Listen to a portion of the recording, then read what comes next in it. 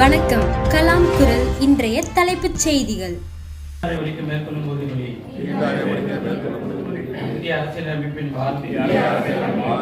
இடைவிடாத குலமாந்தப்பட்டுள்ள இந்திய குடிமகனாகிய நான்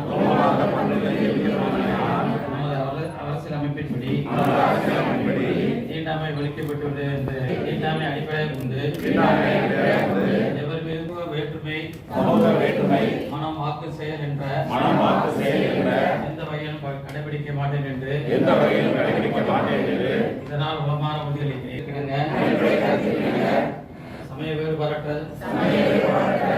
திருச்சி மாநகராட்சி மேயர் தலைமையில் இன்று தீண்டாமை ஒழிக்க உறுதிமொழி ஏற்றப்படும் நிகழ்ச்சி நடைபெற்றது.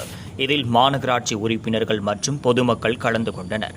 இதனைத் தொடர்ந்து திருச்சியில் மீன் உணவு தயாரிக்கும் ஆலையை அமைக்கும் முயற்சியை மாநகராட்சி மேற்கொண்டு வருவதை எதிர்த்து பள்ளிக்கல்வித்துறை அமைச்சரின் முக்கிய ஆதரவாளருமான மண்டல தலைவர் மதிவாணன் தலைமையில் 32 கவுன்சிலர்கள் மாநகரத்திலிருந்து வெளிநடப்பு செய்தனர்.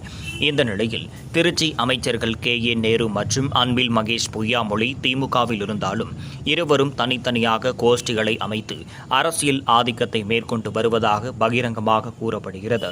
திருச்சி மாநகராட்சி மேயராக இருக்கும் அன்பழகன் அமைச்சர் KA நேருவின் ஆதரவாளர் என்பதும், துணை மேயர் திவ்யா பள்ளிக்கல்வித்துறை அமைச்சர் அன்பில் மகேஷ் பொய்யாமொழியின் ஆதரவாளராக இருப்பதும் குறிப்பிடத்தக்கது. தமிழக சட்டமன்ற தேர்தல் வெகு அருகில் வந்துள்ள நிலையில் திருச்சியில் திமுக அமைச்சர்களுக்கிடையிலான கோஷ்டி போட்டி ஒவ்வொரு நாளும் தீவிரமடைந்து வருகிறது. இதுகுறித்து கழக உடன்பிறப்பே வா என அழைக்கும் திமுக தலைவர் தலையிட்டு குழப்பங்களை தீர்த்து சமரசத்தை ஏற்படுத்த வேண்டும் என்ற எதிர்பார்ப்பு கட்சியினரிடையே நிலவி வருகிறது. செய்தி தொகுப்பாளர் கிருத்திகா.